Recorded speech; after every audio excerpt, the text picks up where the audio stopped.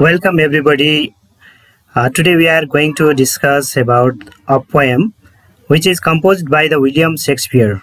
William Shakespeare is one of the most renowned, the greatest dramatist in the same way an English actor.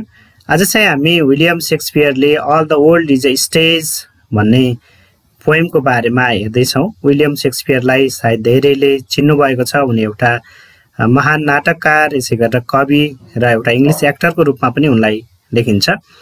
र all the world is a स्टेजमा उनले human लाइफका, मानव जीवनका he has mention the 7 stages, 7वटा स्टेजहरू उनले उल्लेख गरेका छन् र ती प्रत्येक स्टेजको बारेमा आज चाहिँ हामी यहाँ छलफल गर्न गइरहेका छौँ। So it is a poem which has been composed by the English actor or the greatest dramatist. र यो चाहिँ एउटा चाहिँ it is a poem, एउटा कविता हो which has been composed by the English actor, जुन चाहिँ इङ्ग्लिस एक्टरले यसलाई रचना गरेका छन्। द ग्रेटेस्ट ड्रामाटिस्ट, एउटा महान नाटककार and poet र कवि William Shakespeare means the world is a stage has been composed by the William Shakespeare. यो विलियम शेक्सपियरले रचना गरिएको एउटा पोएम हो।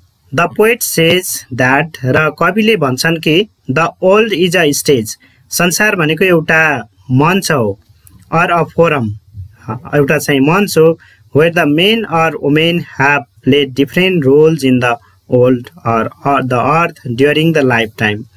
र यो मञ्चमा पुरुषहरू र महिलाहरू जो मानिसहरू छन् उनीहरूले विभिन्न प्रकारको डिफ्रेन्ट रोल्स, विभिन्न प्रकारको भूमिकाहरू खेलेका हुन्छन् इन द वर्ल्ड, यो संसारमा, अर द अर्थ, र यो पृथ्वीमा ड्युरिङ द लाइफ टाइम, यो चाहिँ लाइफ टाइम भरि नै। The world is a stage, यो संसार भनेको एउटा स्टेज हो, एउटा चाहिँ मञ्च हो। इन अ थिएटर, नाट्यशालामा एउटा मञ्च हो। In a theatre different roles can be played on the stage, स्टेजमा विभिन्न भूमिकाहरू खेल्न सकिन्छ, रोलहरू खेल्न सकिन्छ। So man is the player, र उनले मानिसलाई एउटा खेलाडीको रूपमा लिएका छन्। They have entered naked with empty hand and exit naked later with empty hand, र उनले मानिस यो पृथ्वीमा नाङ्गै आएको हुन्छ, नाङ्गो हात चाहिँ, खाली हात चाहिँ ऊ प्रवेश गरेको हुन्छ र पछि जाँदा पनि ऊ नाङ्गै र खाली हात नै जान्छ। A person enters in the world taking birth, एउटा व्यक्ति पृथ्वीमा यहाँ इन्टर्स हुनुपर्नेमा इन्टर भएको रहेछ, यसलाई I hope you will correct yourself, यसलाई करेक्ट गर्नुहुनेछ। A person enters in the world, एउटा व्यक्ति पृथ्वीमा चाहिँ प्रवेश गर्छ, टेकिङ बर्थ, जन्म लिएर, and leaves it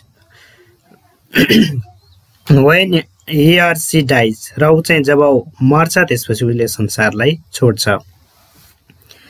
the poet has mention the 7 stages during the lifetime, र उनले चाहिँ यो लाइफ टाइमभरि 7वटा स्टेजहरू यहाँ व्यक्त गरेका छन्, इन्क्लुडिङ इन्फेन्सी, एउटा इन्फेन्सी स्टेज छ, चाइल्डहुड छ, लभरको रूपमा रहेको छ 3rd स्टेजमा, सोल्जर 4th स्टेज, र ओल्ड स्टेज, यो लास्टमा लभर भएको रहेछ, यो लास्टमा ओल्ड स्टेज हो। So he has mention the 7 stages. The first role is of the drama is the infancy, र ड्रामाको पहिलो भूमिकामा चाहिँ इन्फेन्सी रहेको छ। The first role is of the drama is the infancy, पहिलो भनेको इन्फेन्सी छ अथवा नवजात शिशु अवस्था पहिलो रोलमा रहेको छ। In this stage a child completely depends on a nurse, र यो चरणमा इन्फेन्सी स्टेजमा हुँदा अथवा नवजात शिशु हुँदा एउटा बच्चा पूर्ण रूपमा नर्समा भर पर्छ अथवा स्याहार सुसारेमा भर पर्छ, धरालेमा भर पर्छ। He weeps, cribs and vomits on the lap of the nurse, र यो स्टेजमा ऊ चाहिँ रुने काम गर्छ, विप्स रुन्छ, क्राइज चिच्याउँछ, एन्ड भमिट्स, र उसले चाहिँ भमिट गर्छ, बान्ता गरेको हुन्छ, on the lap of the nurse, नर्सको काखमा, अथवा जसले उसलाई टेकिङ केयर गरेको हुन्छ उसको काखमा।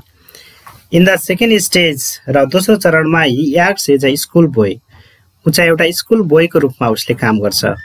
In the second stage he acts as a school boy दोस्रो चरणमा ऊ एउटा स्कुल बोयको रूपमा काम गर्छ he seems so innocent like the morning sunshine ऊ बिहानको सूर्यको चम्काई जस्तै चाहिँ ऊ निर्दोष देखिन्छ ही सिम्स सो इनोसेन्ट एकदम निर्दोष देखिन्छ लाइक द मर्निङ सनसाइन सूर्यको चम्काई जस्तै he complains all time in this stage र यो स्टेजमा उले चाहिँ गुनासो गरिरहन्छ he carries school bag and goes ऊ चाहिँ स्कुल ब्याग भिर्छ र ऊ स्कुलतिर जान्छ so this phase is also called the school boy according to the William शेक्सपियरको अनुसार यो स्टेजलाई हामी स्कुल बोयको रूपमा पनि लिन सक्छौँ he slowly goes to the school as the snail ऊ चाहिँ स्नेलको रूपमा जसरी चाहिँ शङ्खे किरा बिस्तारै घर्सिन्छ त्यसरी बिस्तारै ऊ स्कुल जान्छ it means he does not like to go to school but he goes to school अनविलिङली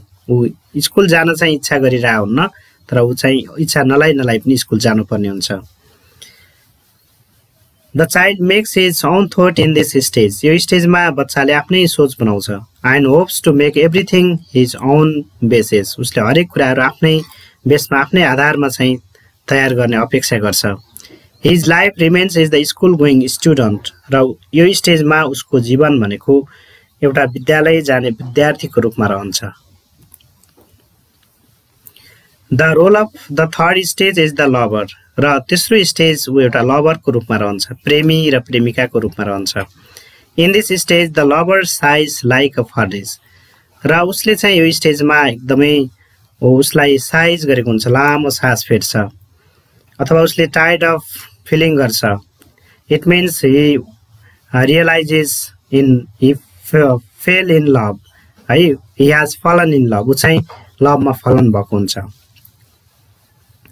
यहाँ यी भएको रहेछ हिज हुनुपर्ने हो हिज ब्रेथ बिकम्स हट उसको श्वास पनि एकदम चाहिँ हट हुन्छ भनेको हि बिकम्स सो सोफिकेटेड सफोकेटेड ऊ चाहिँ एकदम निसासिएको हुन्छ यो स्टेजमा ही बिकम्स भेरी क्रिएटिभ ऊ एकदम सृजनशील बन्छ he composes poems to praise the beauty of his beloved उसको प्रेमिकाको सुन्दरतालाई उसले वर्णन गर्नको लागि उसले चाहिँ पोएमहरू रचना गर्छ अथवा कविताहरू लेख्न थाल्छ he wants to catch the stars of the sky and coral of the sea to his beloved in this stage यो चरणमा उसले आफ्नो प्रेमिकाको लागि केही पनि बाँकी राख्दैन भनेको उसले आकाशको तारा झार्न पनि तयार हुन्छ समुद्रको मोती टिप्न पनि तयार हुन्छ ही बिकम्स सो इमेजिनरी एकदम ऊ चाहिँ काल्पनिक बन्छ he wants to attract the attention of his beloved very much उसले आफ्नो प्रेमिकाको उसले अटेन्सन गर्न चाहन्छ अथवा ध्यान आकर्षित गर्न चाहन्छ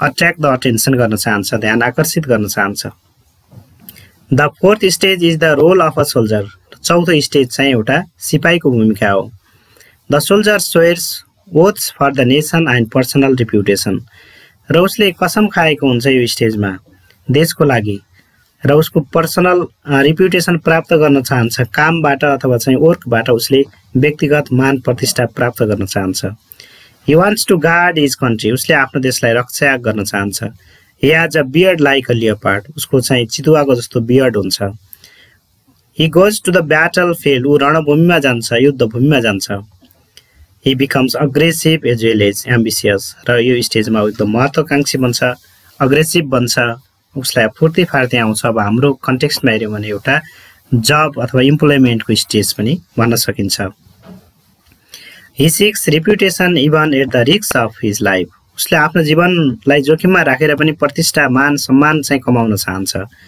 he ignores the fear of death उसले मृत्युको डरलाई पनि व्यवस्था गरिदिन्छ in fighting for name and fame नाम र प्रतिष्ठाको लागि लड्दै he struggles for name and fame यतिखेर उसले आफ्नो नाम र प्रतिष्ठाको लागि चाहिँ सङ्घर्ष गर्छ he makes a momentary and hollow like a bubble ऊ एकदम उक्सावटमा रहेको हुन्छ उसलाई क्षणिक र खोक्रा कुराहरूमा चाहिँ उसले त्यो गरेको हुन्छ त्यस्तो खोक्रो बनेको हुन्छ ऊ एउटा क्षणिक बनेको हुन्छ he makes his life more devoted उसले आफ्नो जीवन धेरै चाहिँ समर्पित गरेको हुन्छ डिभोटेड टु द वर्क है उसले काममा चाहिँ त्यो समर्पित गरेको हो the fifth stage is the stage of जज र पाँचौं स्टेजमा चाहिँ एउटा न्यायको स्टेजको रूपमा लिन सकिन्छ he has a fair round belly ऊ एकदम राउन्ड बेली हुन्छ उसको चाहिँ भुँडी लागेको हुन्छ, मोटो घाटो हुन्छ।